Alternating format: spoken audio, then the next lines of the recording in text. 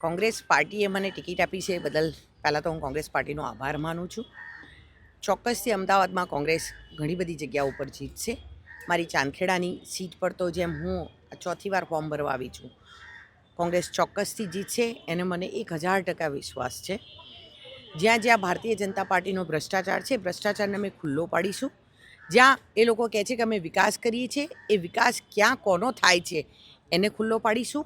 જ્યાં અમને લોકોને લાગે છે, મને મારા વોર્ડની ખબર છે ત્યાં સુધી, હું મારા વોર્ડમાં જેટલી જગ્યા ઉપર ભ્રષ્ટાચાર થયો છે એ ભ્રષ્ટાચારને ખુલ્લો પાડીશ.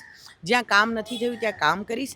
લોકોની અપેક્ષા છે કે રાજશ્રીબેન ફરીથી આવે અને લોકોને એવું છે કે મારે ફરીથી મારા વિસ્તારનું ડેવલપ કરવું છે, મારા વિસ્તારનો વિકાસ કરવો છે.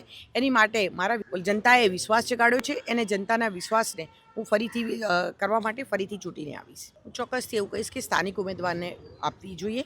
પાર્ટી વિચારણા કરી રહી છે અને હજુ સુધી કોઈનું નામ ડિક્લેર થયું નથી. ત્યાં સુધી આ બાબતે કંઈ પણ કહેવું ભૂલ ભરેલું છે. પાર્ટી ઉપર વિશ્વાસ રાખો. મને મારી પાર્ટી પર વિશ્વાસ છે. મારી પાર્ટી હંમેશા સારું જ કરશે.